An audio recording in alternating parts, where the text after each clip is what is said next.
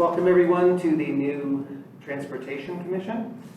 Our meeting on September 9, and I'm calling this meeting to order at 6:02 p.m. Jennifer, could you please do a roll call? Skylar Campbell, Here. Andy Ferrillo, Here. Brett Lee, Here. Brooke Ostrom. Here. So we don't have here tonight is Nick Bates, Mark Housing, Faye Ma, Trisha Ramados, and then all of our ASUCD reps have not shown up yet. Okay, so I'm seeking a motion to approve the agenda. Is there a motion to approve the agenda? So moved. Is there a second? Second. Go ahead, Skylar. Second. There's a motion and a second. Is there any discussion on the agenda? There's no discussion. All those in favor say aye. Aye. Opposed? Motion carries unanimously. Move on to brief announcement from staff and liaisons. It's time for brief announcements from city staff and council member liaisons. Commissioners will have the opportunity to make brief announcements during commissioner and subcommittee meeting announcements later in the agenda. Ryan? So yes, I got a couple things. The first one is the city did receive a $520,000 grant in conjunction with UC Davis from the Safe Streets for All program from the Federal Highway Administration. This is going to be used to help with some quick build improvements, specifically looking at innovative ways to address the free right turns at signalized intersections, both on campus and in the city, as well as a demonstration project with the university for some near miss detection, using some video analytics to help us kind of identify potential problem spots that we can work on with future projects. This was part of a larger project that we had applied for. We had asked for $8 million for a $10 million project that included all these elements and a lot of more intense improvements to the intersections along Russell Boulevard that were part of the original Reimagine Russell efforts. The second thing I wanted to talk about is there was a demo day today for a air quality or an air temperature tool called MARTI. We have partnered with Sacramento Metro Air Quality Management District, as well as the city of Elk Grove, to partner on bringing this device to the region. It's going to be used as part of our PROTECT grant to do before and after data collection, both for surface temperature as well as ambient air temperatures on our cold pavement locations. Today we did submit 2 grants through the Highway Safety Improvement Program. The first grant was for buffer bike lanes along Lake Boulevard between Russell and Arlington. And the second grant was to enhance 3 existing ped crossings, 1 in Cannery and 2 in, B at 6th and then 7th at F. That will be existing marked crosswalks where we were looking to add additional features such as rectangular ribbon flashing beacons. The speed hump project has been awarded and we should be going out of construction in the next 2 or 3 weeks. I'm waiting for a couple more signatures on the contract and then we'll be able to give the contractor notice to proceed. And we are currently in the interview process to bring on a new Safe Routes to School coordinator to assist with a lot of the back to school and back to school programs. Great. May I ask a question Go ahead. on Yes. the announcements? Ryan, on the grant we received, the $500,000 grant you talked about, were we able to, there was some discussion in an earlier meeting around the elimination of free rights, and we asked to have the wording altered to be elimination or modification. Is this money, does this money allow us to potentially modify? This money does allow us to modify. We were not able to get funding for the larger project, so this is going to be the quick build and the research elements. So this would be looking at delineators or possibly raised crosswalks or other treatments that we can implement relatively cheaply and much more quickly than the several years it takes for a traditional public works project. Okay, no, that's great. And maybe, Brooke, when we have the subcommittee discussion, we can talk a little bit about how that might feed into this. Good, yeah, no, that sounds great. Are there any other reports from staff? Okay, with that, we will move on to public comment. So I'll open up the meeting for public comment. This time, any member of the public may address the commission on matters which are not listed on the agenda or listed on the consent calendar. Speakers will be limited to no more than 3 minutes, and speakers will be asked to come to the podium and state their name for the record. Is this working? Yeah, okay, it's working. My name is Elaine Roberts-Musser.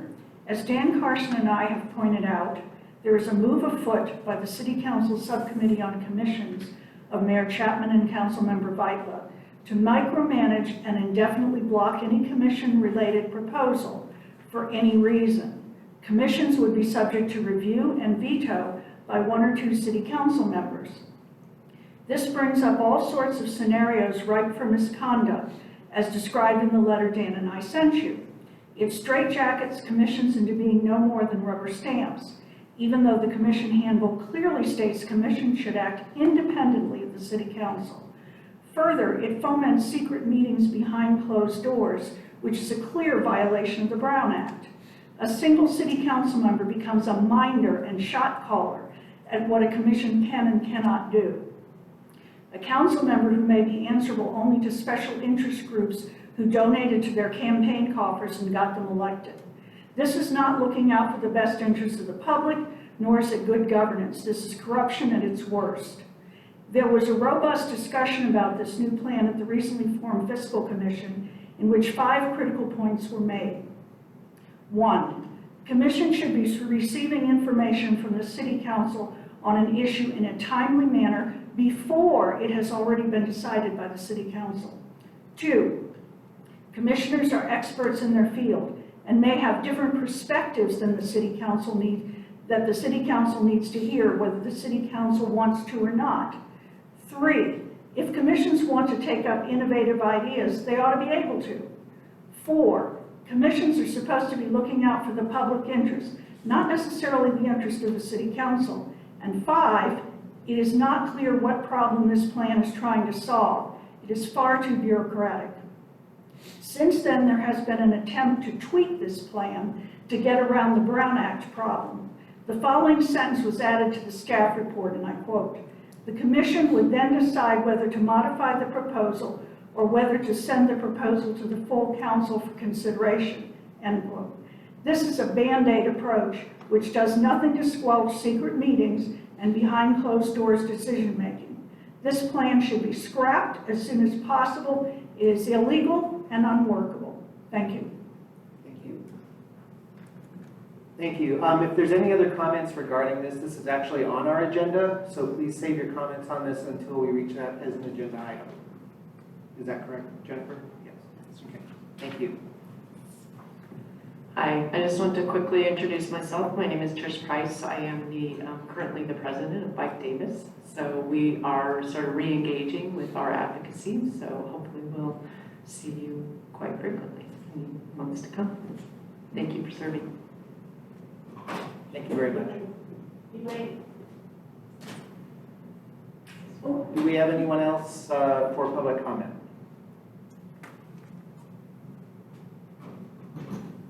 Okay, moving on, we do not have a consent calendar, since this is our first meeting as the Transportation Commission.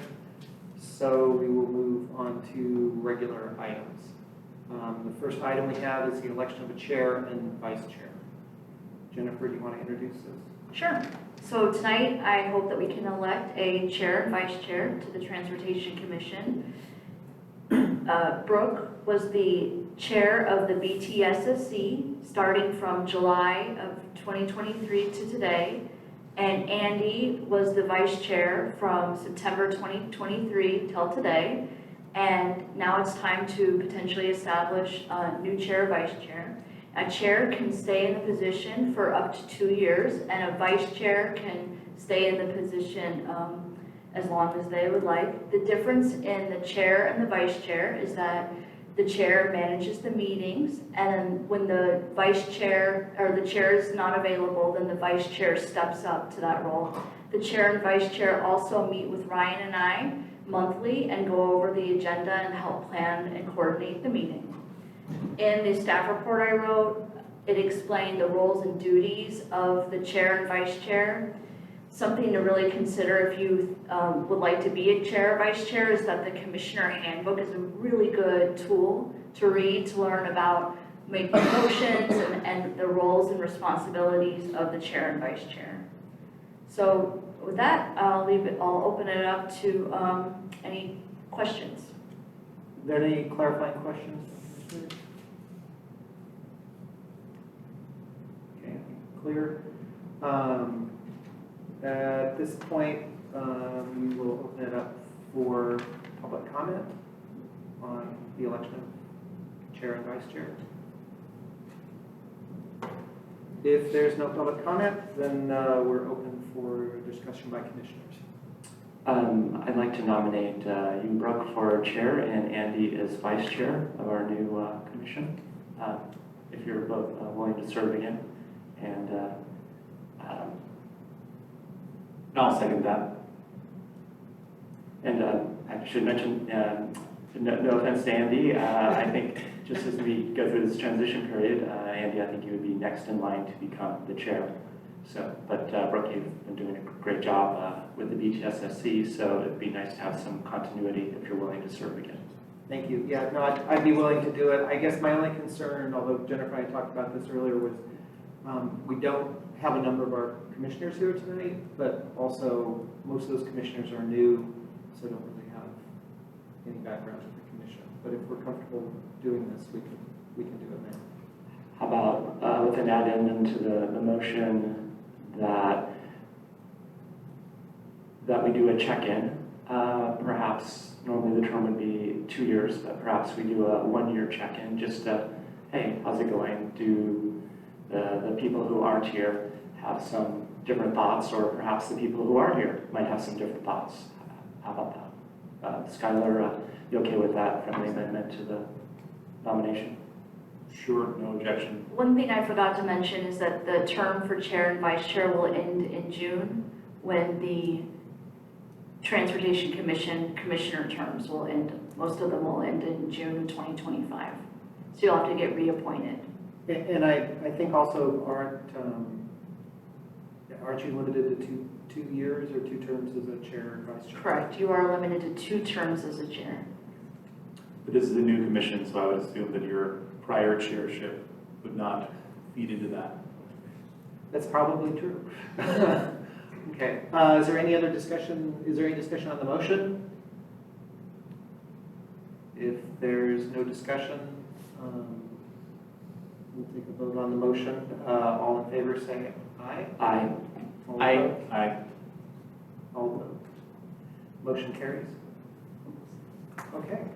Congratulations. Congratulations.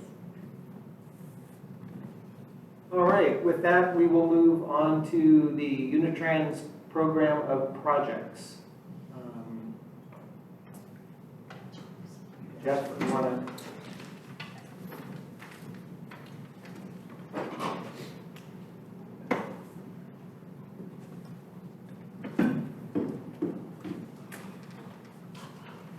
Good evening, Commissioners. My name is Jeff Flynn, the General Manager at Unitrans. It's my first time here before the Commission. As you're now the body overseeing Unitrans, the old Unitrans Advisory Committee. So I'm presenting to you our annual program of projects. This used to go to the UAC, now it'll come to the Transportation Commission on an annual basis. So what is this? Annually, the city is allocated funding by the Federal Transit Administration to support public transit in our community. Funding is allocated based on population as well as ridership. Ridership is the number of people who ride the public transit service. Davis has allocated a significantly higher amount of federal transit funding than a typical suburban community of our size due to the very high ridership that we have on Unitrans. The city and Unitrans work together to produce a funding plan which must have a public hearing and be approved by the city council. But typically, the annual apportionment was about $3.5 million. With the passing of the bipartisan infrastructure law in 2021, it's been temporarily increased quite a bit. It's now about $6 million a year in 5307 formula funds, which are based on, again, population and on ridership. This money must be spent on public transit. The law temporarily increases formula funding through 2026 to support transit infrastructure and service to help with higher cost due to inflation and to help fund the transitions to zero emission technology and to go through backlogs of transit infrastructure which haven't been invested in as heavily as they should be. Funds have typically been used to support daily operations of Unitrans, Yola Bus, purchase Davis Community Transit and Unitrans vehicles, and support Unitrans infrastructure programs, including the transition to zero emission vehicles in our community. So this year there is $6.1 million available in 5307 formula funds, and then another program called 5339 Bus and Bus Facility. There's about $400,000 available. So the total allocation for fiscal year 24 is $6.5 million. You might be asking, isn't it fiscal year 25? And you are correct. But there was a big delay in the apportionments or allocations to the cities this last year because of delays in the negotiations and funding packages in Congress. So this funding wasn't even available until almost the very end of the fiscal year, and then we don't have these meetings during the summer, so here we are in September trying to allocate the funds. Also, we're allocating through this round some competitive awards that Unitrans has been awarded through the city. So $2.65 million to purchase 2 battery electric double-deckers from SACOG, which we won competitively in our region, and $1.6 million in 5339 competitive bus and bus facilities funding, which was awarded over the summer to complete phase 2 of our electrification project to transition to zero emission vehicles. And we'll get more into these in a second. So what is our proposed allocation and plan for this year? So the first big thing, the biggest chunk of the money would be to support day-to-day operations. So this chunk of money will be used to support operations in not this fiscal year, but next fiscal year. Because congressional allocations can sometimes be delayed, we're always awarding for a year or two in advance, because it's very hard to plan a service and fund a service when Congress doesn't approve funding until the very end of the fiscal year or even after the fiscal year has ended. So it'll be $3.2 million to support Unitrans operations next fiscal year. And then an allocation, Yola Bus gets an allocation of the money also, but this would be for this fiscal year, $300,000. This is 55% of the total funding. Just for perspective, Unitrans' annual budget is now at $9.3 million, and of the portion not covered by this, the remainder is covered by student fees. The next biggest chunk, the next chunk is $1.6 million to fund our next phase of bus electrification, the infrastructure for that. So Unitrans has implemented phase 1 of our electrification program. Phase 1 is for an initial 14 buses. Our fleet is about 50 buses. So 14 buses was phase 1. That infrastructure was installed and completed in fiscal year 21, and we're still receiving those buses. So the 14 chargers we installed in 2021, 10 buses are here and in service. 4 more will arrive in January of 2025, so just in a few months, and that will complete phase 1.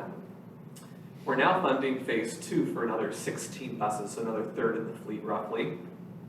That project is now fully funded thanks to this competitive award of $1.6 million. It is an $8.5 million project. We're in engineering now for it. We'll go into construction in 2026, and the first buses will be arriving in 2027. The first buses that will use that infrastructure will be these 2 electric modern double-decker buses. These are slated to arrive in early 2027. They'll use the chargers installed through the phase 2 electrification program from the previous slide. This competitive grant from SACOG awards $6.55 million to Unitrans. It's a total of a $3.5 million project. The remainder of that comes from formula funds and student fees to fully fund that project. We're also working on funding the remaining buses for that phase 2 project. So We're doing an initial allocation of $1.5 million to fund the 14 buses that will use the Phase 2 chargers. It's a $15 million project to replace all those buses. The buses would be slated to ride between 2027 and 2029, which will be here before you know it, and only about 10% of this project is funded. Our funding plan for this is to hopefully fund about half of it through formula funds that are awarded annually, and go for the other half through competitive awards over the next few years. We're also working on our facility renovation and expansion. We're allocating a little over $800,000 in this proposed program of projects for an $8.5 million project. We'll be funding for the design and construction of the expanded facility to accommodate our current and future needs, to meet, again, our current and future needs. The last time our building was renovated was 20 years ago, and due to changes in federal law regarding mostly training, our staff has more than doubled over that time. We have more drivers, more career staff, and we've also been asked to vacate our offices and the core campus, so we need to relocate our administrative staff as well. So the plan with this would be to have all of our people in one place, all working together in one facility. This project with this allocation would be 80% funded. Also included are a Davis Community Transit Replacement Van, which is $115,000. Setting aside money to rehabilitate buses that need new engines, which is $400,000, and funding to replace our maintenance software, which if you saw it, you would not believe that there's software that looks like this still being used. It is from the mid-90s, and that software needs to be modernized. So in addition, over the last few years, we have experienced savings in formula funding and CARES Act funding over the years because we have not yet been able to restore full service. And also we've had some project savings in projects like our Phase 1 electrification project. In addition, the City of Davis received about $2.8 million in fiscal year 2018 that were not used. This is in formula funds, 5307 formula funds. There's more information about this in your packet, but what happened was in 2014, a community in the Central Valley, we don't know which one, was awarded this money, these formula funds, and was unable to use them because they did not have the local matching funds for them. In 2018, these funds were given to the City of Davis because the City of Davis is a very attractive grantor. The reason being is that, grantee. The reason being is because of our partnership with the university and the city, that students provide matching dollars. And so there's always, thankfully, thanks to the students, there's always this nice pool of matching dollars to match competitive and formula funds. So these funds were given to the city and swapped out for the regular 2018 formula funds. I know this is a lot of references to formula funds, and I apologize if this is confusing. However, this was unbeknownst to staff. This money was sitting there unbeknownst to folks until last year when the Federal Transit Administration said, hey, these funds haven't been used for a while, you need to use these funds. So these were swapped with funding to fund operations for last year, which then again offset money. So we're now allocating that $2.79 million through this process. Again, this is needed to adjust funding based on cost savings, shortfalls, and new allocations and needs. Major changes were that we have not yet restored full service, which we will this year, hopefully. And the cost for vehicles has gone significantly up. The cost for the short-range transit plan has increased, and there's been other cost increases over the last few years. So adjustments made include fully funding Unitrans operations for this fiscal year, further assisting Yellow Bus operations for this year, funding DCT vehicle cost increases and shortfalls, fully funding the short-range transit plan, which is underway, additional funding for Phase 2 electrification and electric buses, and additional funding for the Unitrans facility renovations and expansion project. Next steps would be to answer questions, conduct a public hearing as required, and then provide a recommendation to City Council. Thank you. Thank you. Are there any questions from commissioners? A couple of quick questions. The first one, so the new double-decker buses, I'm just curious, will those be replacing like the vintage double-deck buses, or existing like more modern double-deck buses, or other single-deck buses? Just curious. Yeah, this would be replacing our 2009 diesel modern double-decker buses. So these would be replacement, not expansion. Okay. Thanks for that. And then the other question ties into, I guess it would kind of tangentially tie into the YOLO bus operating assistance. Is recently I was biking to downtown Davis and I noticed a YOLO bus on 5th Street that said A-Line on it. And I remember it was a couple of years ago that there was that period where YOLO bus was operating a couple of the Unitrans lines, but I was curious if that was happening at all or if that was just a glitch with their signage or... I think that was probably an incorrect destination code. Yeah, they helped us out, thankfully, about 3 years ago when we were struggling to staff up, but we do not project any needs for them to help out this year and in the future. Good to hear. And thanks for clarifying that.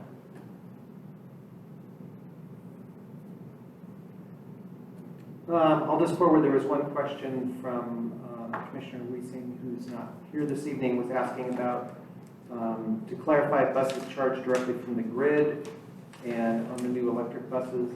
And assuming that the charge times fall in the evening or night, does Unitrans employ batteries to load shift to times when the grid is served, when the California ISO is served by renewables? So campus is served by its own local mini grid, which we use our electricity for, PG&E as the backup. So when we charge during the day, which some of our fleet does, not most of it, but some of it does, we do use power that's generated from campus sources like the solar array. At night, that's not available. We currently do not have battery storage. That's something we'll be exploring as phase 2 and 3. Great, thank you. Any other commissioner questions? With that, we'll open it up to public comment. Actually, Brooke, open it up to a public hearing. Sorry, That's in a okay. public hearing.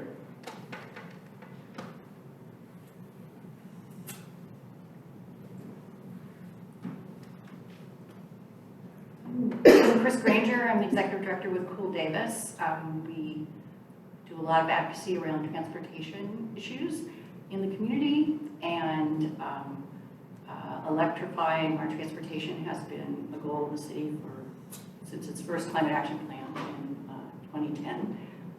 And Cool Davis has worked with Unitrans over the many years to try to promote their work. So I'm just excited to see all the next things that are happening with implementation of the electrification of the Unitrans fleet. I did want to ask a question about planning for one of the other goals within the Climate Action Plan, and that is for free transit, which I think is related to the planning that Unitrans will be doing with the city in the future. And so really interested in hearing what the timeline is on getting going with that free transit goal that's in the new Climate Action Plan. So thank you. Thank you. Jeff, is that something you can respond to? We'll work with the city on that part of the cap and see how we make that happen. Something this commission may not be aware of is that we have a zero emission transition plan, and the state requires that all public transit agencies be totally zero emission by 2040. But because of the city and university's strong commitments to reducing our greenhouse gas emissions, Unitrans is committed to making that happen sooner if possible. So we hope to have our fleet be a zero emission fleet by 2033, about at that time right now, so a number of years before that. And we've been going zero emission much sooner than a lot of our partners because not only have strong community support, good funding support through our partnerships, but also because our routes are simple and local and they're easy to work with today's technology. A place like probably like YOLO Bus has much bigger challenges regarding route length that we don't have here. Thank you. Any other members of the public would like to speak during the public hearing? Okay, with that, we'll go ahead and close the public hearing. And then Jennifer, I believe we just open for discussion and then we should have a recommendation to the council. Yes, so you can open up for discussion and then make a recommendation to city council. So I'll open it for commissioner discussion. Is there any? Could we all introduce? Yes. We haven't before. guys hear me? Yes. My name is Nicholas Amole. I'm Commissioner for ACCD. Welcome. I'm Brett, was formerly on the BTSSC and now part of the Merge Commission. Andy Ferrillo, I was on both BTSSC and Unitrans Advisory Committees, and now I'm on the Merged Commission. And I'm on the YOLO Transportation District Citizens Advisory Committee as well. So. And Andy's also our vice chair. And I'm Brooke Ostrom. I'm chair and was formerly chair of the BTSSC. And I guess now I'm chair of the new Transportation Commission. I'm Skylar Gamble. I'm also here by way of the BTSSC. Okay, so open up for commissioner discussion. Is there any discussion on the public hearing and regarding making a motion for recommendation to the city council?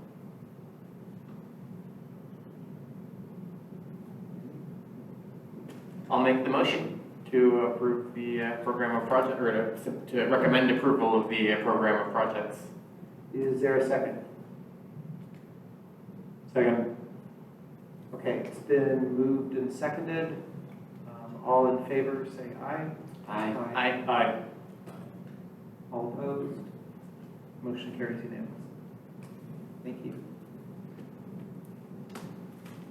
Okay, next item on our agenda is the Unitrans and Davis Community Transit Safety Plan. This is me again. Every year, the City Council is asked to certify our public transportation agency safety plans. I'll say that these are pretty dry and boring documents, but they must go through City Council or our governing board every year as required by federal law. So what is this?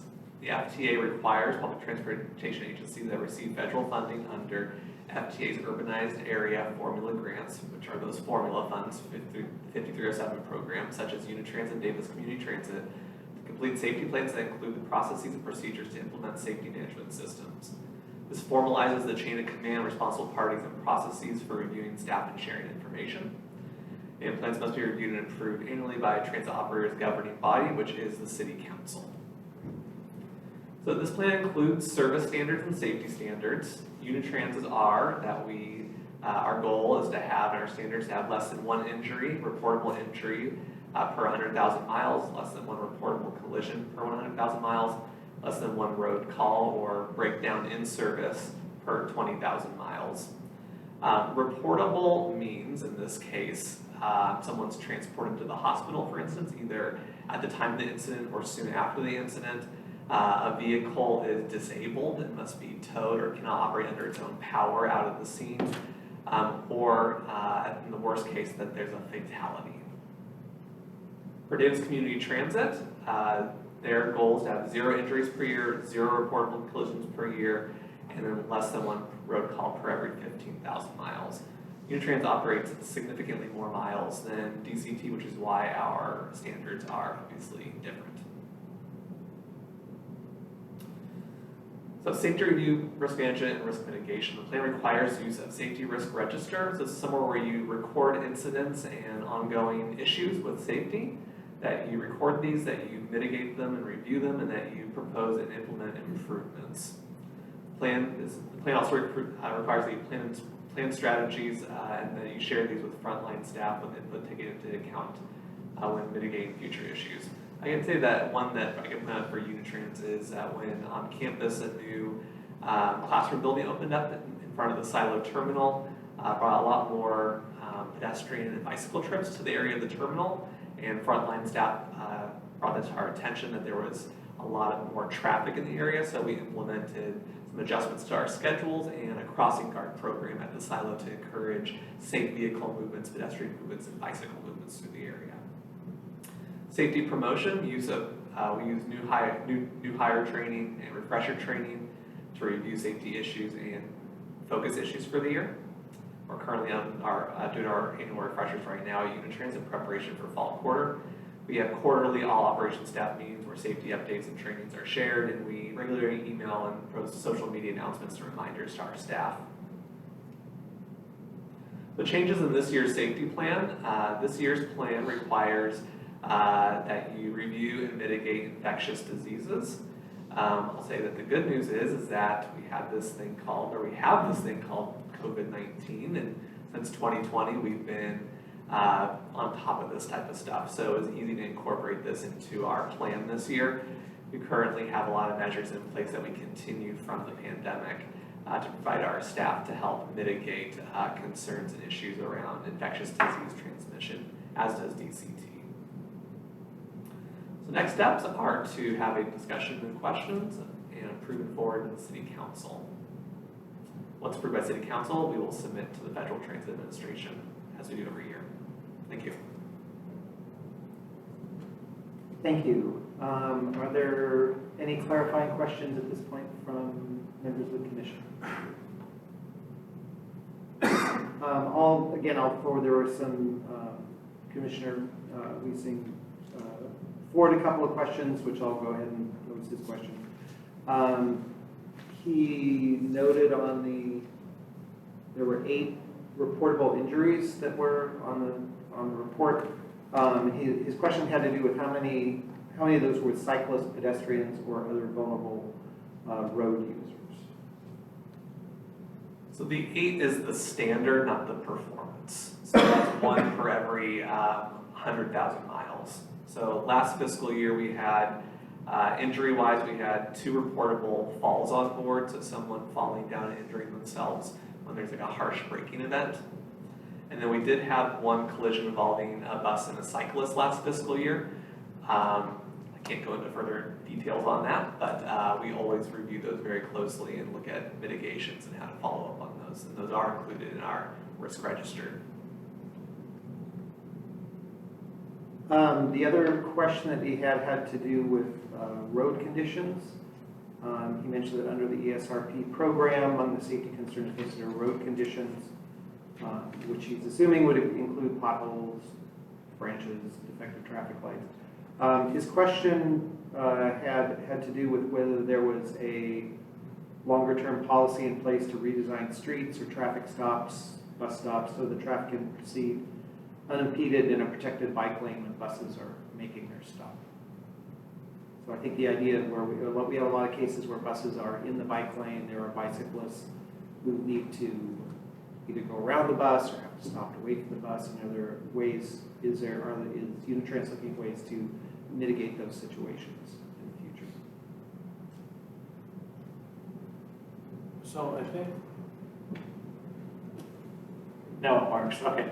So I think the first thing is, yes, we are looking at these locations, especially at bus stops, where we have issues and we're trying to find ways to mitigate them. A lot of it's really been focused on accessibility and ADA, but definitely going to be expanding that to look at some of these other risk factors as well. I'll add that under Ryan's leadership, we've gotten a lot more focus on bus stop issues and this issue of like weaving, which is what he's alluding to, where a bus is pulling in, you kind of have this weaving motion with bikes and buses. And there are some, Ryan's mentioned, to at least me, high level, like some plans for hopefully Anderson Road and Cowell with some new projects that may help install devices that keep, the buses moving and safely on a lane with maybe a boarding island and keep the bikes and us not intermixing constantly. So I think that there are some good things coming and that the city's really looking and taking this stuff seriously, in my opinion. Great, thank you. Any other clarifying questions? If not, we'll go ahead and move to public comment. A member of the public wish to speak on this item?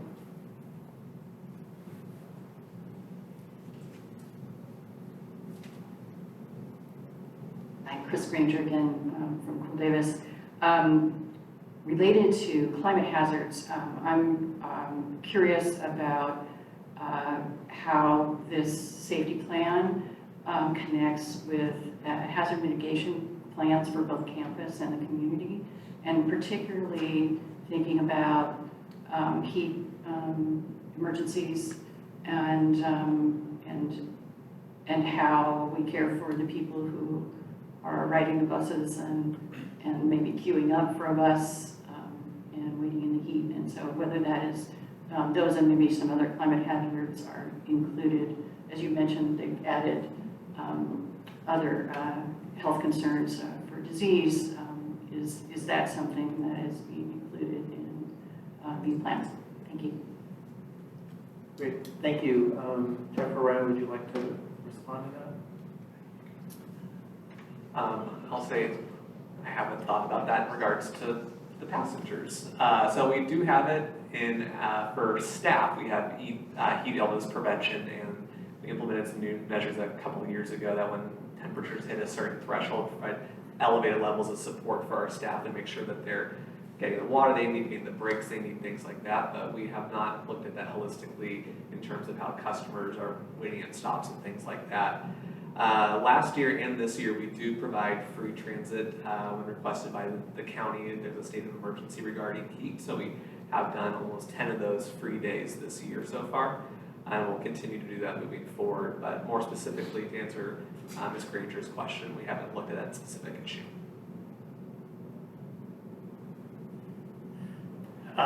Same thing, we haven't really looked at a lot of specific things. It is something that we have discussed in terms of like the cool pavement demonstration. We're also working, or we've got bus stop standards that include shade structures and other features to help at least provide a place for people to be outside of direct sunlight and provide some relief. Great, thank you. Any other members of the public would like to speak on this item? Okay, if not, I'll go ahead and close public comment and open it up for discussion by commissioners. So it's a little bit tangential to this, but the public commenter sort of made it probably a little less tangential. I know that in our previous commission, we were looking at bus stops and weather protection, be it rain or direct sunlight. We can, I'm sure, take this up again.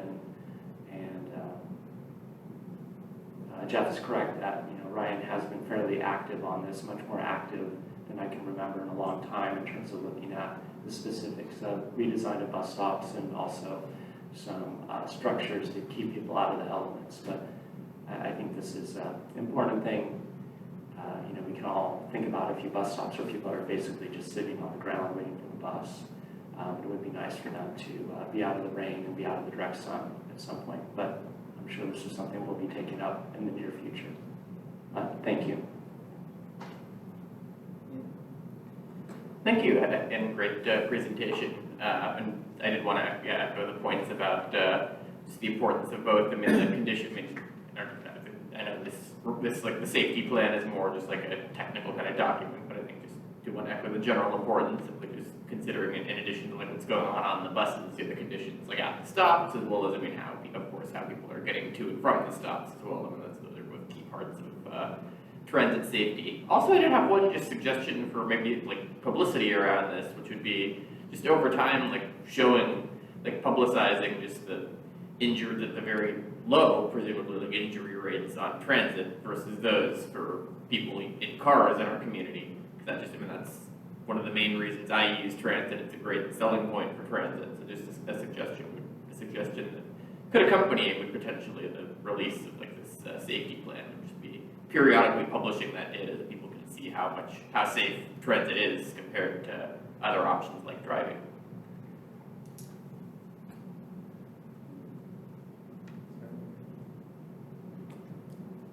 I feel like everyone had it covered. I mean, I'm now just imagining nice shady bus stops with misters and Wi-Fi would be cool.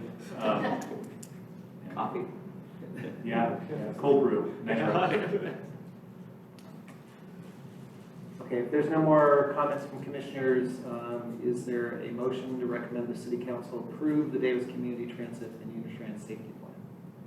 So moved. Is there a second? Second. It's been moved and seconded. All in favor say aye. Aye. Aye. Aye. All opposed? Motion carries. Right, thank you, Jeff, for the presentation. Appreciate it. Okay, so at this time, we're gonna shift gears a little bit. Jeff, the Unitrans items have ended, so Nicholas, if you would like to leave, you can, or feel free to, or you can stay for the next item. It's completely up to you.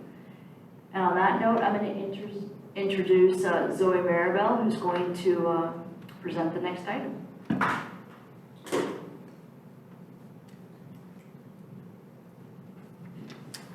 Did you say Zoe or Zoe? Zoe.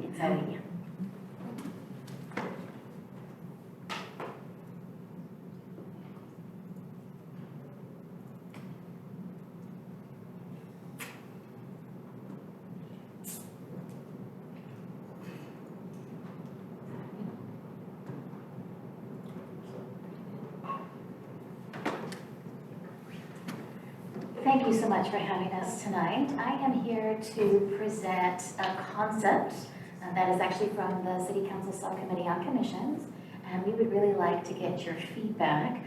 This proposal is going to all commissions that are meeting in September, and so we have an idea. We would like to see what your thoughts are on it.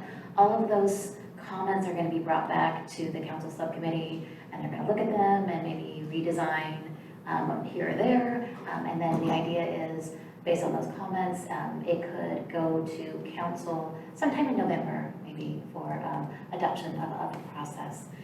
But for now, let me go over really briefly what the proposal is. So on your screen, there's a flow chart to kind of outline the idea. And if you look at the flow chart, it talks about how do items get scheduled on a commission agenda. And the idea behind this process is that we have heard from a number of our commissions, even from our council members, from staff, that we would really like to have a mechanism so that we have good communication between what the commissions are interested in working on and what the council priorities are.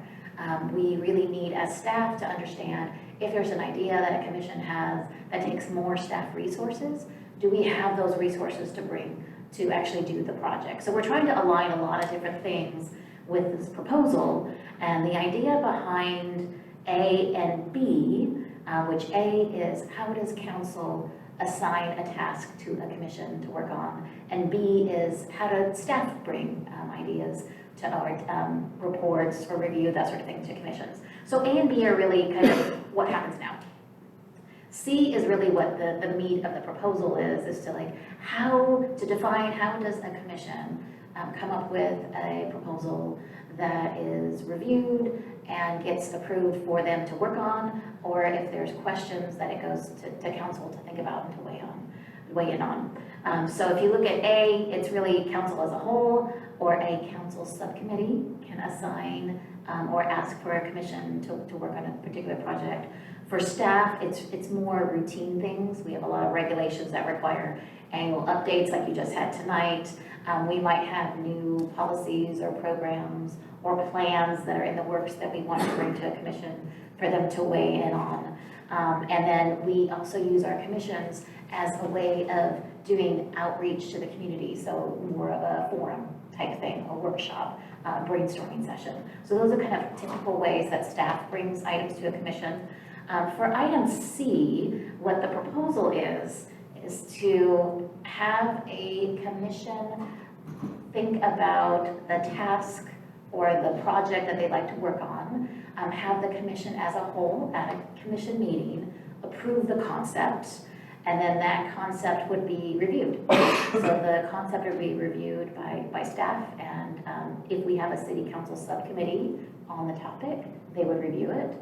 If we don't have a specific council subcommittee on that topic, it would be reviewed by the council liaison that is assigned to your commission already. So you may know that you have a regular and an alternate council liaison that is assigned to your commission. And they're responsible for kind of keeping up to date with what the commission is doing and having that open line of communication with the commission. So the idea is that would kind of be an initial review body. If it's something that we would be looking at, is this in line with council priorities? Do we have the staff resources to bring to bear to actually accomplish something like this? Would we need outside expertise on it? Is this a brand new concept that we've never even thought about before? So we would kind of look at it with all those different lenses. And then if it is something that really falls in line with all of the strategic planning, and we would love to get to this and we just haven't tackled it yet, then it would be kind of a very quick approval, and then you would be adding it to your list of projects and go forth. If it's something that we may have concerns about, or we may want to break it up into smaller pieces, say, let's phase this project, or we only have so much resources available, this is our suggestion. So that's kind of where we would suggest modifications or alternatives for the commission idea. If it's something that the commission is interested in those alternatives, then you can think about those and you can say, yeah, we like that project, we want to go forward with that project. If it's something that you don't like the suggested modification or alternative, we don't want the commission to feel like they don't have an avenue to get to council. So we would still bring an idea, even if staff is saying that they're not recommending it, we'd still bring that idea to council. So if council had the opportunity to say, we understand staff's concerns, but we want to go forward with this anyways, we would definitely provide that avenue for you to get to council to weigh in on your idea. So I think I kind of did a really brief overview, but the idea is to try and get an understanding of what it is, especially if it's something really large that is multiple months or years of a project. We would really want to make sure that commissions aren't working on something that we're not able to accomplish at the end. We want people to really feel like their time is valued, and that we really want this to be a win-win for everyone. We're trying to look at this as a way of opening the dialogue, opening up the communication, platforms for all of us. So we would love to hear your thoughts on this. Again, this is just a concept, so there's a lot of details still to be worked out. One of the things that did come up at a previous commission was the timing of it. We're planning on something like this being very flexible and quick. So ideally, it would be at the very next meeting, which you would have an answer. And if the answer isn't yes, right away, let's go forward, there would be at least an update to you at your very next meeting saying, we have some concerns, we're trying to look at, you name it, X, Y, Z. So it would be just, again, open lines of communication. I think the other thing that came up, we received some comments on the certain individual council members being able to veto a project or to stop something. I think that, again, because it's just in a concept form right now with this flow chart, there's not a lot of details here, but we want to make sure that you understand, we understand when a commission is coming forward with a proposal, no individual council member would be able to stop something that the body weighs in on and wants to bring to council, even if that individual council member were to oppose it, or again, staff wouldn't recommend it. So I want to allay any concerns about that. There would not be an individual council member that would be able to stop a commission project that you all approved to work on. I think I touched some of the comments that came up earlier in public comment, and you might have received an email on, but if you have any questions on this, I'm here, and we also have one of the members of our council subcommittee that's on commissions. It's made up of 2 council members, and we have one of our council members here tonight if you have specific questions for our council subcommittee. Thank you so much. I do have a clarifying question. Anyway, all right, yes, thank you, Zoe, appreciate the, you going over all that, and with that, I will open it up to clarifying questions. Skylar?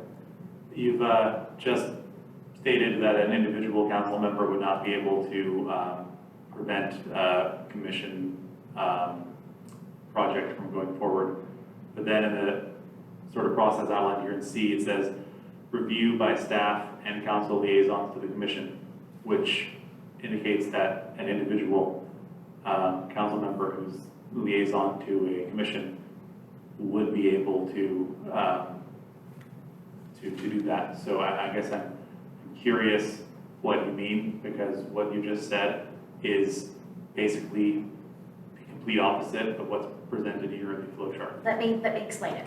So the review process, which is the second shaded box down. So the first one is come up with your idea. The second step is review.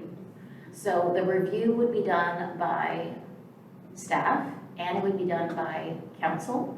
And so the council would either be a subcommittee that might already be formed on a topic, Or if there is no formal subcommittee that's been assigned to work on, you name it, then there is a council liaison that you have that's assigned to your commission. You have a council liaison and an alternate liaison that's assigned to your commission to be in the know about transportation issues. And those are the council members that would work with staff to review your proposal.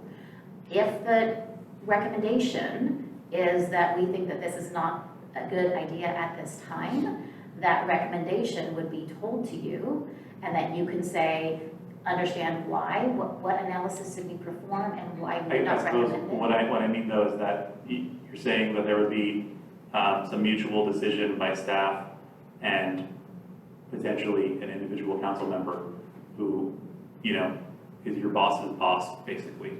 So it's, So there would be analysis. The recommendation we would present to you our analysis, but the recommendation actually would be just that, a recommendation.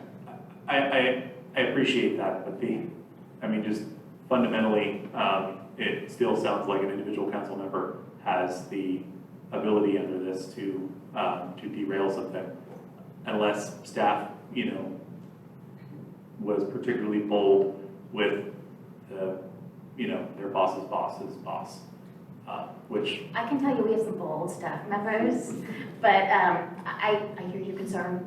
I think that was the concern that we've already received. Again, this is a concept.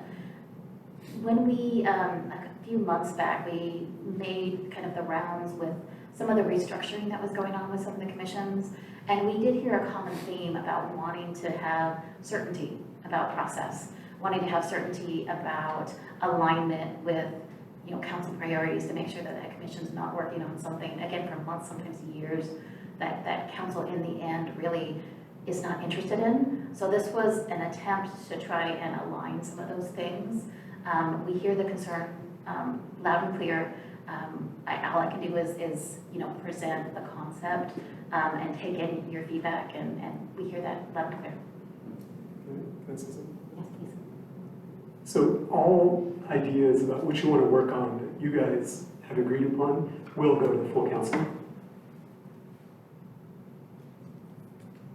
So if I can explain, what that means is that there will be a staff report that goes to council, and they will say, these are the things that were approved, and the commission is working on, and they naturally aligned, they're already working on. And here's the things that we're not recommending, and why.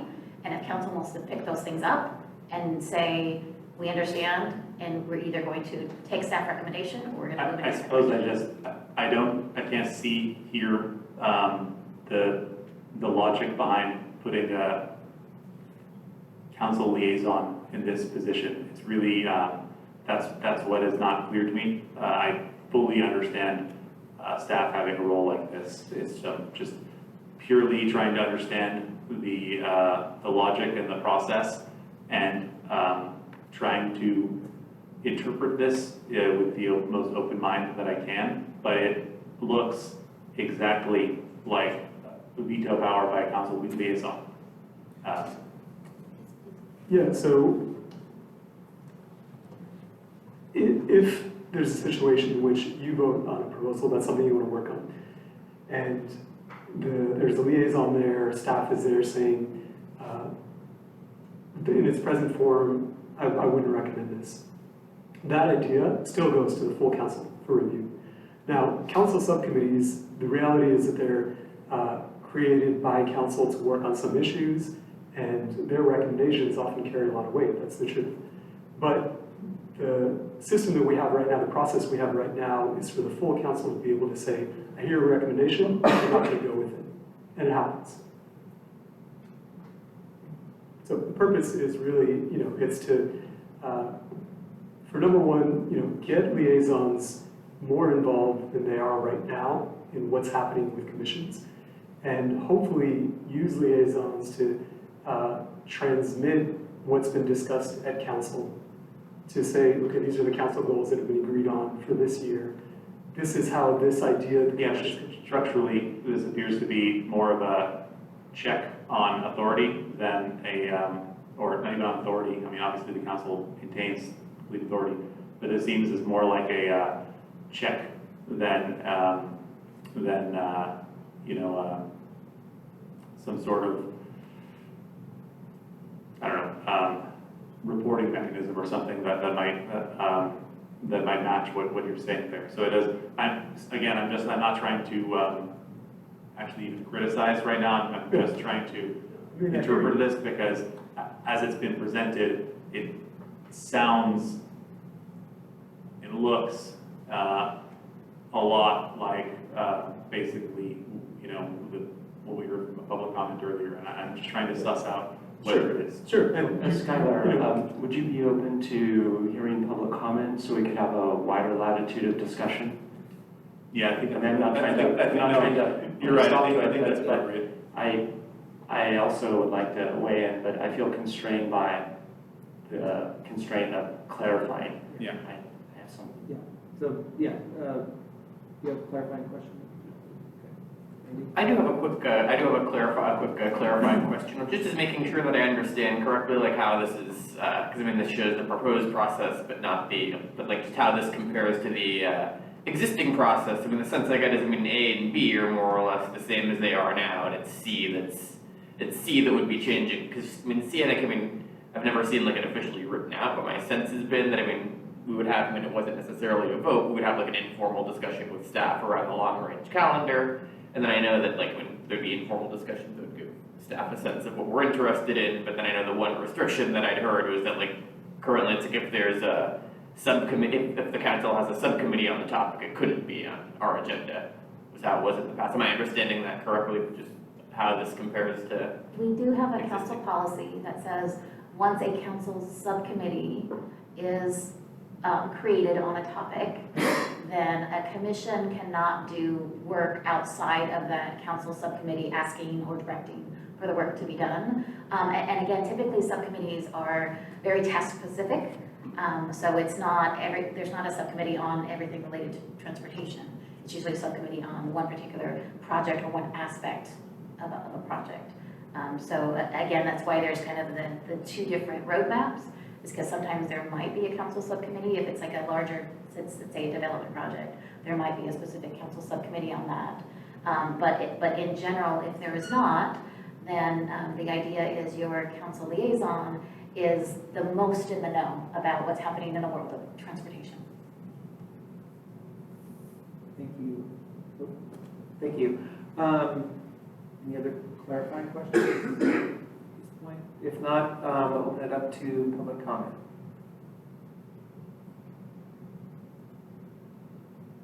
If there's no public comment, then we'll close public comment and open up for discussion by commissioners. So I can understand why Skylar is a little confused because the verbal presentation of the process doesn't seem to match the diagram that we see. The verbal presentation implies that there is a path where the commission is interested in something and the staff and or liaison say no, that there's a path where the request would go to the city council. I don't happen to see that on this diagram. Perhaps somebody could point it out if I'm just not understanding it properly. We wanted the diagram that we were presenting to all of the commissions to be the same. So what you're seeing is the same diagram that each commission is going to have in their packet. My verbal presentation was to try and answer some questions that have already been brought up at another commission meeting and from some public comment that we've received via email. So that was my presentation, was to try and explain some things that we had some confusion around or some questions about in the past. So this is version 1.0, and because you're sort of, the verbal presentation implies that the not seen version 1.1 has been embraced by staff and council. There are actually a lot of details that we've discussed at the staff level and ideas that we have at the staff level that isn't captured in a flow chart. So what this is the concept. If we get feedback from the concept that we want to flesh out, we have a lot more that would be around it, like what would be in the staff report, who would do the staff report, like all of those details we're talking about at the staff level. But we realized that when we started getting these public comments, that the information that we put in the boxes didn't explain how that would be reported out to council and then what council would do at the end with those items. So we did realize that there was not enough at the end. But again, the flow chart we wanted, it's the same for all commissions so that it was kind of an even apples to apples comparison for the feedback.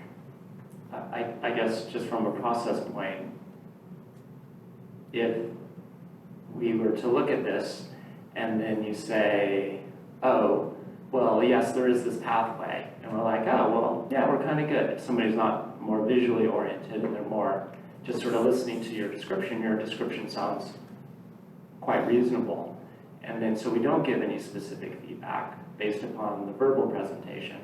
And then somebody is more literal in terms of the visual, looking at the boxes and go, oh, well, the Transportation Commission was good with, the proposal.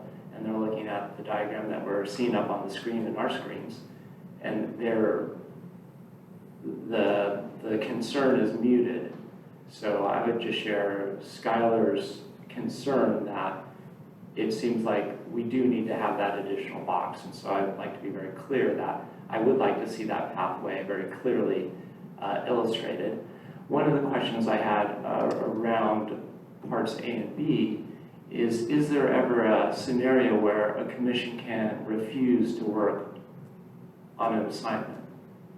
I do not see that possibility in A and B. And so as background, the current councils have been relatively collegial, but in the not so distant history, there have been split 3-2 councils that, it's not an exaggeration to say they're literally at each other's throat. And so through the luck of the draw, who the liaison is, you could have a commission working in very different directions from the majority of the council or the very close split council. And so this is not just sort of the academic sort of, thought experiments in the not so recent past. There have been people who have gotten a little out of sync with the council majority, and also the council majority is, just kind of by a thread, depending on how the wind blows. The council majority might shift on some fairly significant city policies. And so the question would be, in this diagram, I see no ability for a commission to say, we're not really interested in working on that. Is there a mechanism where the commission can say, yeah, we're not so interested in, pursuing this?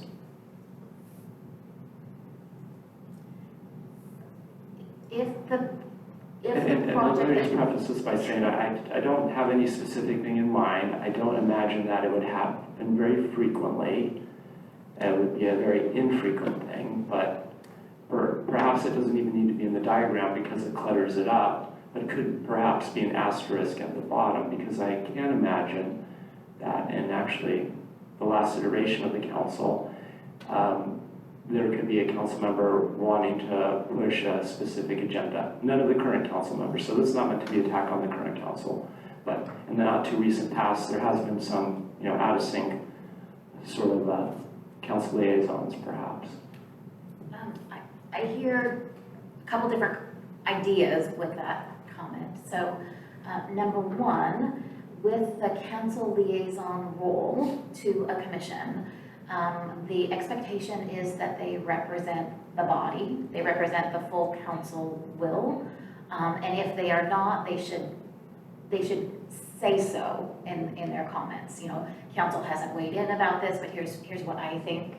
And if council does weigh in and they make a decision on something, and even if they do not agree with that decision, then they should represent the will of the majority. So that's kind of the expectation. Whether that happens in reality or not, I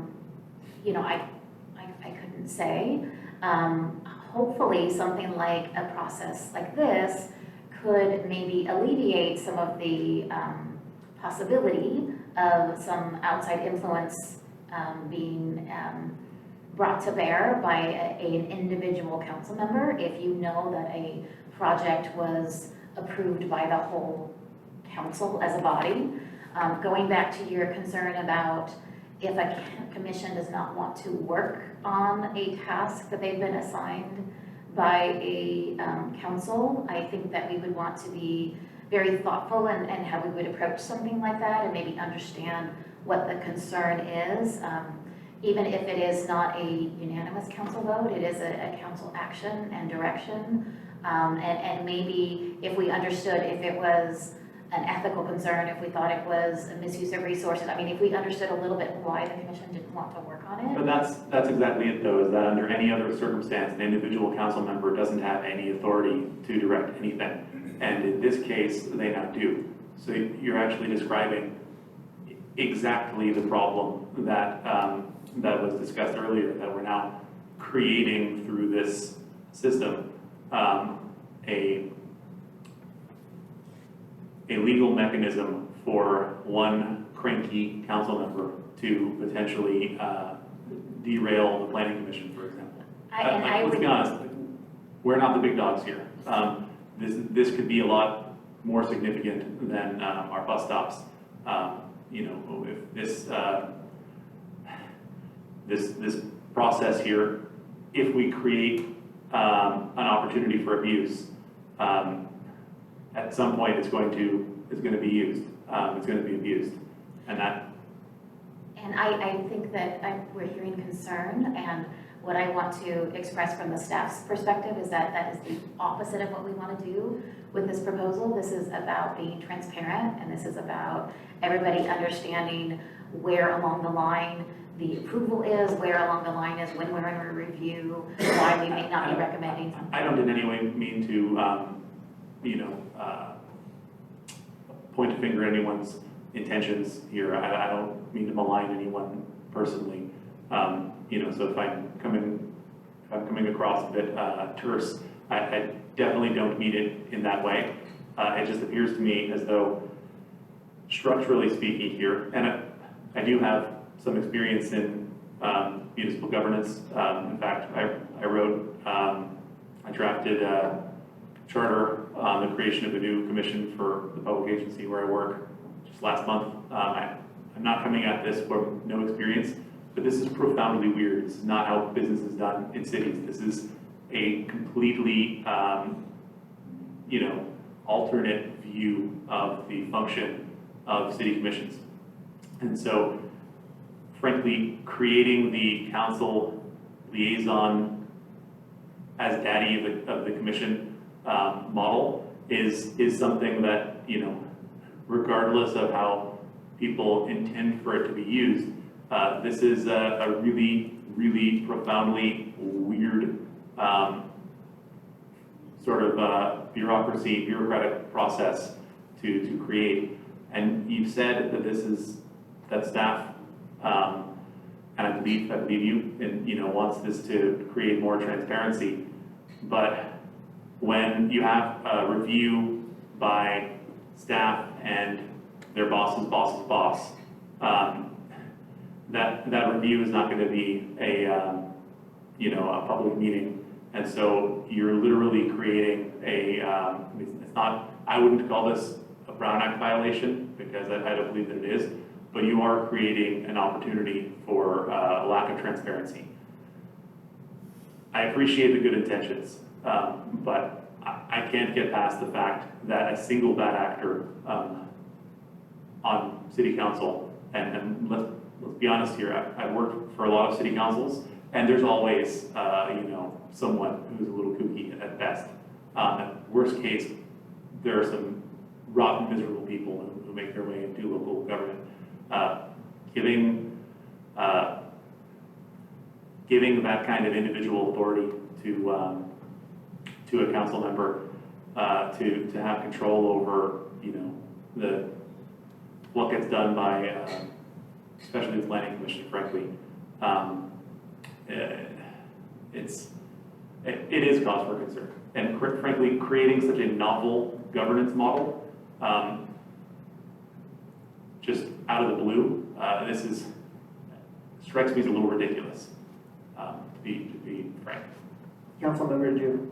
Yeah, so, what I'm hearing are concerns around potential gatekeeping by the council liaison, both in a positive sense and a negative sense. And I can tell you that there's improvements we can make in this diagram to clarify that issue. The council subcommittee never intended a council liaison or even a subcommittee or staff to have gatekeeping authority. The purpose, as Zoe said, of having the council liaison, even on this chart, is to transmit to a commission what the council discussions have been, not to advance a personal agenda. Now, I think you're bringing up very valid concerns, and I hope that in your motion you express those concerns, including on this issue, frankly, Commissioner Lee, that I hadn't even considered about, what happens if a commission wants to reject a task that's been assigned. It actually never occurred to the subcommittee, a really good point. The problem that this is trying to address is harmonization of priorities between commissions, council, and staff, which when the commission subcommittee, and Mayor Chapman and I have discussed this now for months, heard from a lot of people, it appears to us as a very real problem. So if the liaison role here, which again I'm hearing very valid concerns, is not promoting harmonization, is in fact serving as a veto or an obstacle, then I suggest you in your motion point that out and make a recommendation about that. I will say again, with all due respect to your valid point, Brett, that this diagram could be a lot cleaner, especially having an arrow there on the bottom to fill in that space between do not recommend approval and go to city council. Is that the intention of Josh and I was always commissions come up with ideas. There's some discussion about how those ideas harmonize with city council goals, priorities, and staff goals and priorities. And then the full council lays eyes on everything you vote to approve that you want to work on. I understand if for whatever reason you're not convinced about that, that's fine. I would just express it in a motion that you have those concerns. I will only say that the subcommittee did not have that intention. And my comment on this, I think, would be that this flow chart probably is not really supporting your intent as well as it could. One of the ways that I look at this is that the return to commission line there on the side sort of makes it look like an endless do loop of, going back to the commission and getting rejected and going back to the commission. I understand and maybe it needs to be clarified in here somewhere that if city council members can choose to advance subcommittees or commissions, projects or concepts or whatever, it doesn't come across in here. So I think that is a concern that everybody's expressed, that there needs to be more clarification of how that process would work, and to make sure that there isn't gatekeeping by a particular council member, that the rest of the council does have the opportunity to see those things and take them off the table. So I guess what I would say, looking at this, if I was evaluating this professionally, in my if a client came to me and talked about something like this, I would say, City Council, everything that all the commissions do is something that has been delegated by the City Council. I think Planning Commission is the only commission that kind of has to exist, and that's all fine and well. A subcommittee being able to review and make recommendations or usurp a topic, that's fine, that's appropriate, that seems normal to me. Staff being able to make recommendations contrary to the decision of a commission, atypical, but that doesn't strike me as necessarily wrong. In fact, I think I've been clear in my time in BTSSC that I generally supported giving more control and more deference to staff. I think specifically giving a review role to council liaisons, to individual council members, I think that it's inappropriate. I think that it's weird, and I appreciate what the intent was. The founding fathers didn't intend to create a two-party system when they created our single-member voting district model of federal governance, but they did, and we now know that that's what you get basically everywhere in the world where you have single-member voting districts is you end up with a two-party political system. They were pretty new at it, so, you know, we give them a pass and everything, but still, it's, if you create a structural model that that implies or that favors a certain political outcome, you will get it. And my looking at this, I think this is creating a model for cantankerous council members to be able to completely waste everyone's time and you know, make a big mess out of commissions. And that might not be a problem right now, but you know, it will be a problem eventually. I'm certain with basically with the council liaison daddy model of commission governance. So that'd be my take, and I'm going to go ahead and I suppose, is there more discussion on this? Can I ask you a question, Commissioner Campbell? Yes. Is the sort of distinction between a subcommittee and a liaison, the subcommittee was created by the full council to have kind of leadership on an issue, whereas a liaison was not really given that authority? Is that kind of a distinction, or is it? Well, there's more to it. One is that the subcommittee, yes, they've been created. They've had that authority delegated that directly to the from the council. That's part of it. Part of it is also that it is already a multi-council member body, right? You know, these we're having a minimum of 2 people in a subcommittee, regardless of the size of the council. So that's doesn't cause the same problems as individual council liaison. Now, if I actually look at the realities of it, right? The reality is that we have a system here in this town where we have council liaisons who come occasionally to meetings. We have, you know, be clear here. We have board members absent a lot.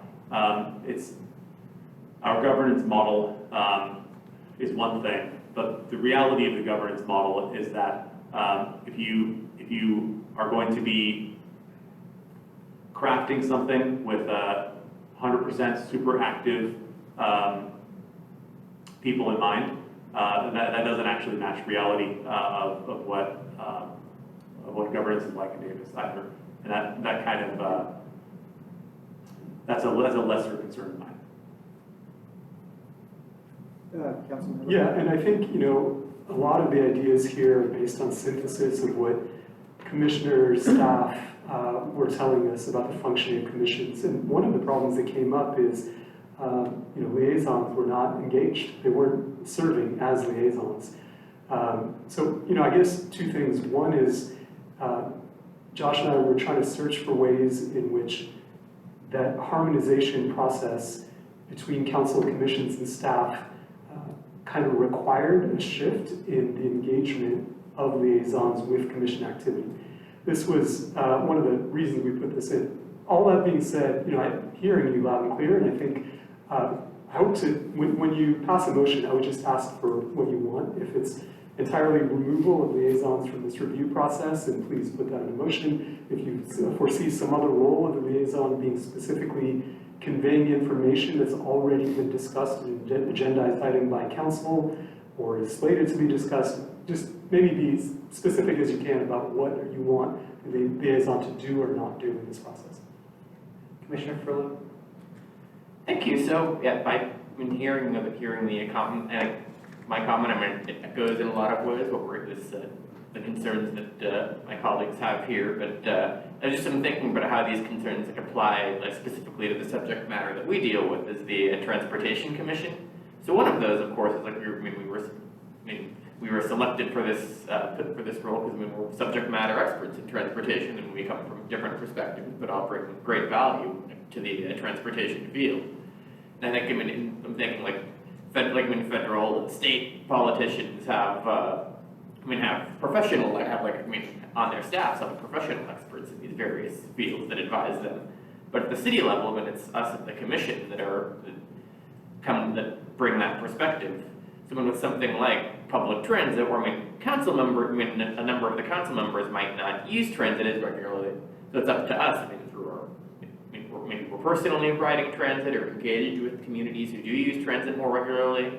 So when we have a key role in bringing urgent issues that might be affecting the bus system, that could be conditions at a bus stop, or since they're getting chronically delayed somewhere. So knowing what those issues are, and it's up to us to bring them to raise them and have discussions about them and make sure the council is aware of them. So that's something where I'd be concerned if the process for just getting something on one of our own agendas is too complicated, when there could be some urgent issue or when it was brings, and it's easier if we have a more free-flowing process with staff to get that on the agenda, have a discussion, and then make a recommendation the council can act on more directly, as opposed to having a whole complicated process, just to be able to have a real discussion about a topic. So that's one concern, is the subject matter expertise, and how having too complicated of a process could prevent us from advising council in the manner that was intended when this commission was created. And the other concern that I have is the accountability area.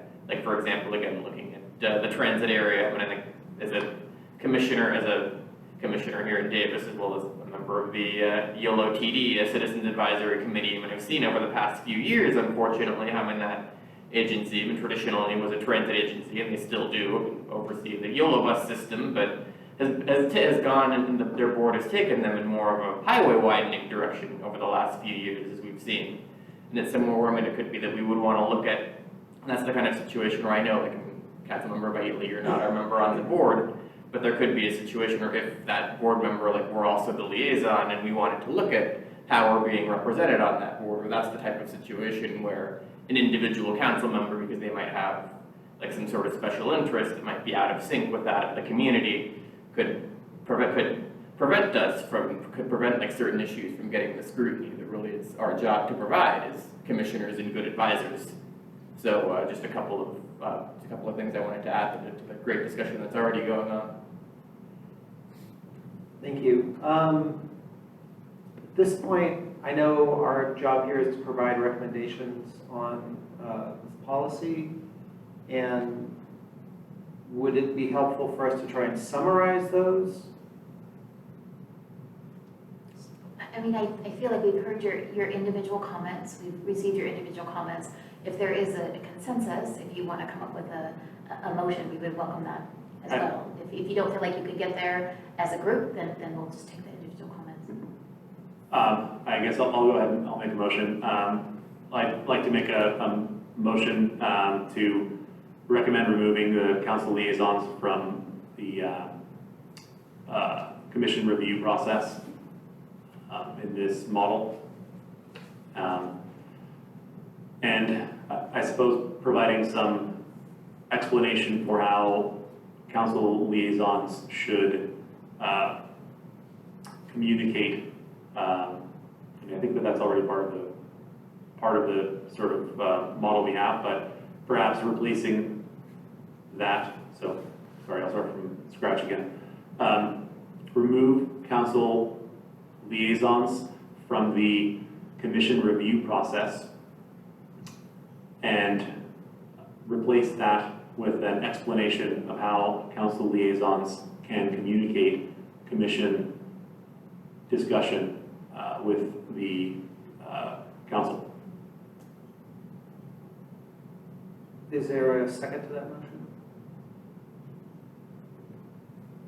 As a point of clarification, can we, I'm not sure we can encapsulate everything in a single motion that we would all agree on. I'm willing to try.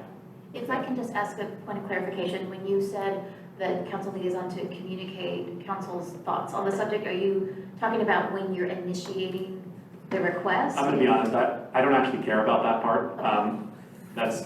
That's not really the point. It's really, if we feel like we have to list the council liaisons there somewhere because they're not showing up to meetings, then that's something that we could do. But the reality is I just don't think that council liaisons should be part of the review process. I think that it's weird and potentially problematic. I'm just imagining, just imagine this all happened a couple of years ago and just happened to have some MACA guy being the liaison for the Police Accountability Commission, and what that would look like in this community and how everyone would feel, and all of the problems it would create. The reality is that that's an inevitability with this model. So that's why I think it's bad governance, and I would strongly recommend removing a council liaison from the review process of the work of the commission. So that would be my point. I'm welcome to hear other perspectives, but I definitely will vote no on anything that maintains that here. I'll just say that now. We don't have enough. We don't have a quorum without me. So, for whatever it's worth, I'll lay the cards on the table. So I would just add that, having been a council liaison for lots of different commissions and things, often the council liaison is closest to the council in terms of what the council is wrestling with. And so I think including them in the process is not a bad thing.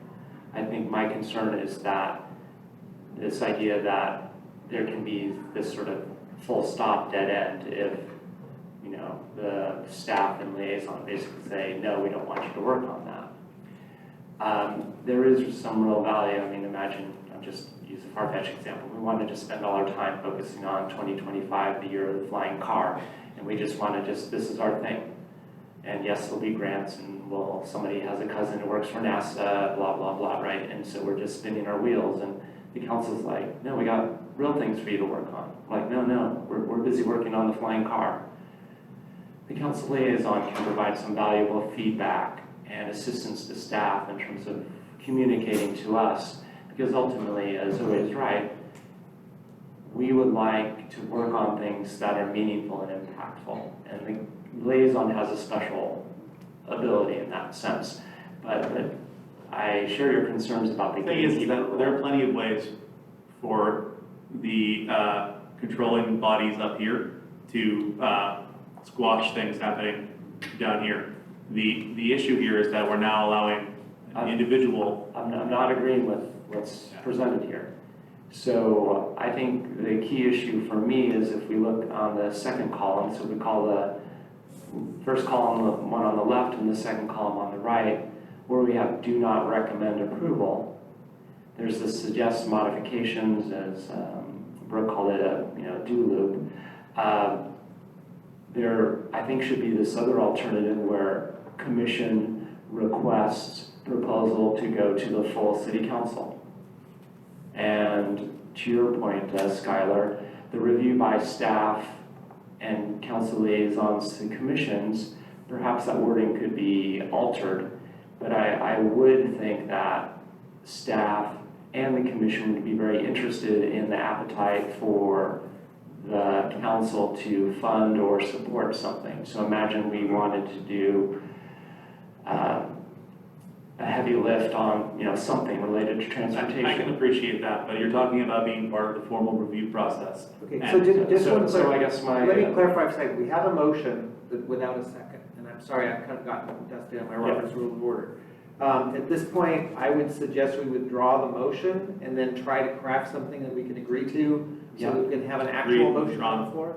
Great, thank you. So I would make the motion that on the right-hand channel, that where it says do not recommend approval, the arrow goes to suggest modifications or alternatives for commission consideration if possible, that arrow have a fork in it, so sort of a two-way out of do not recommend approval, which there would be an or. Commission requests that proposal go to council for full consideration. It could go on consent, it doesn't have to be a full kind of thing, but at least they would see it. And if we were so inclined, or the commission were so inclined, they could provide additional information so that it might be pulled for consent, or it could be actually a regular item. And then I think that there is some concern around the notion of a council liaison visually having such a large role. On the left-hand channel where we see review by staff, it's review by staff, and staff should make use of all the resources for feedback. So they have their council liaison who attends all the time and is really into it, or the council liaison who occasionally shows up for whatever reason. The staff could use their judgment in terms of what resources they use to kind of make the recommendation, and they would be unlikely to ignore the council liaison, but I think perhaps having it in writing there, giving that more formal role is problematic. So my motion would be on the left channel, we eliminate the and council liaisons to the commission, so it's review by staff.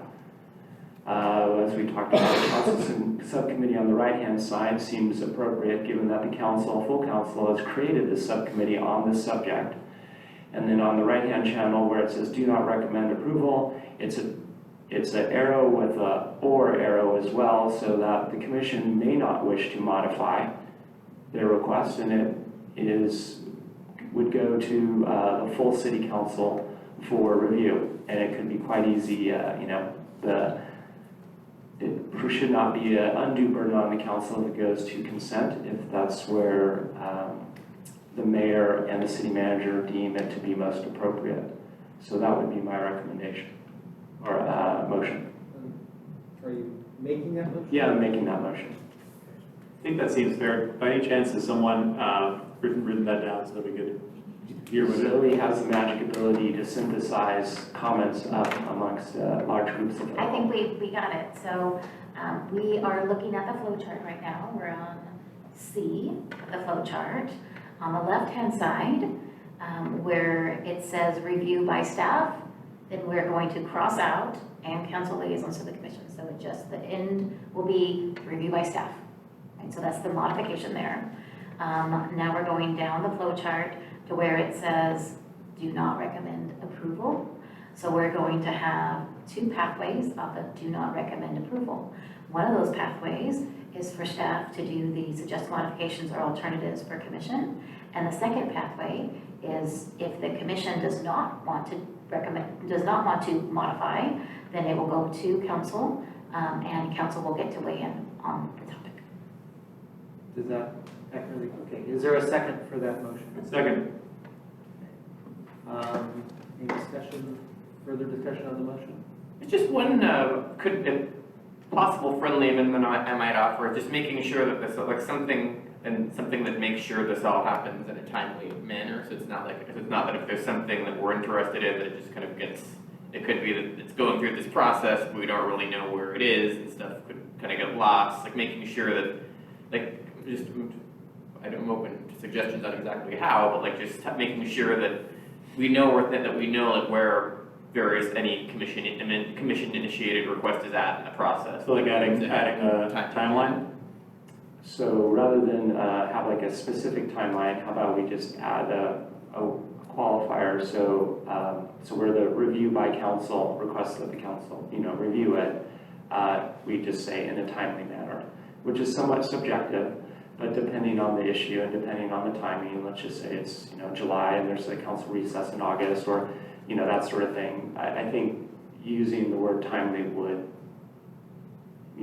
I think, yes. I would be happy with that friendly amendment if you accept that. Okay. Sounds good. Okay, so any more discussion on the motion as modified? Okay, with that, we'll go ahead and vote on the motion. All in favor, say aye. Aye. Aye. All opposed? Great, motion carries. You have our recommendation. We really appreciate discussion. It was detailed, it was thorough, it's welcome. Thank you. I do apologize, my tongue is naturally quite sharp. It's, don't mean to, be rude. No, be assured your feedback is well received. Thank you very much. Thank you, Zoe.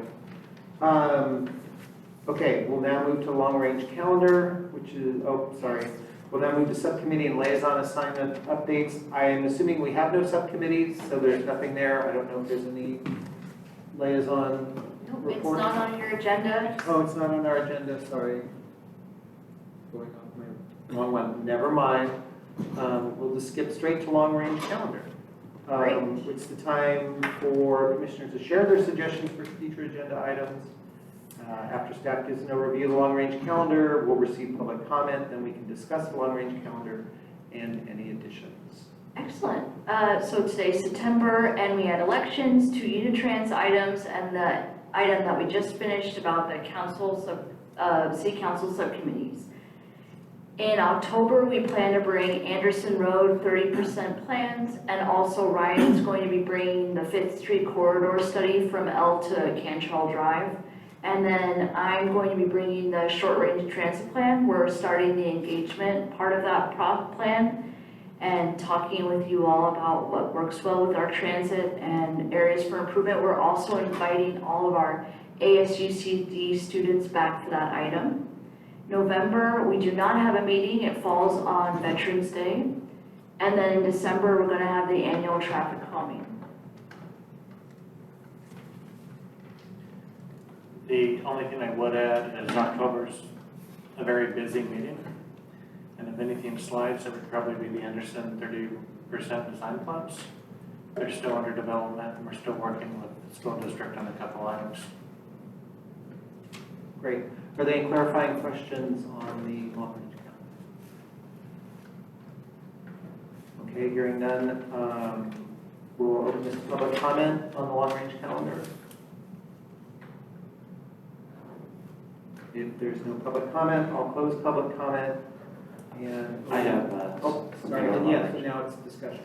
Yeah, so the fact that it's Columbus Day / Indigenous Peoples Day, is that something where we, The city does not have that day off.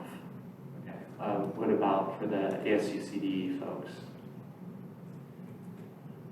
I'm not sure. I know the state, there's no state holiday, and as I recall, I went to a UC and there was no holiday on that day. The public schools have it off. I mean, locally. Yeah, I'm just pulling it up here. Yeah, apparently UC Davis does not, so, okay, we're just checking. Any other discussion on the long-range calendar? Just one item that I think that I feel should come our way, and again, it could be one to enter into the new process if it's if that's how it goes ahead, is looking at city policy around new drive-throughs. I know there've been a couple of proposals for new drive-throughs that have gotten some publicity recently, including I know there was one, the owner of the old Carl's Jr. location near Cobell with Bull Line, I know is looking at putting one in, and that is like, I know it's private infrastructure, but it of course has a key impact. It has a huge impact on the transportation system, like if there's a drive-through in a certain place. So I think looking at the specific proposals that are in the works, as well as maybe just general city policy around how new drive-throughs, just learning more about how those are reviewed and approved. I would definitely support that. I think a lot of cities recognize that there's a lot of deleterious effects to having drive-through restaurants or other type of food service areas, and I think that particularly where we have currently looking at a real concentration of those in South Davis, I think it's definitely something to be appropriate for the city to for us to review if the city does have any policies or anything that looks at how drive-throughs affect surrounding neighborhoods and traffic. I've got it on the list to research and get back to you. Great, thank you. Any other discussion? Okay, if there's no more discussion on the long-range calendar, I guess we will take a motion to adjourn. So moved. Second? Second. So been moved and seconded. All those in favor say aye. Aye. Any opposed? Thank you all very much for our first Transportation Commission meeting, and see you in a month.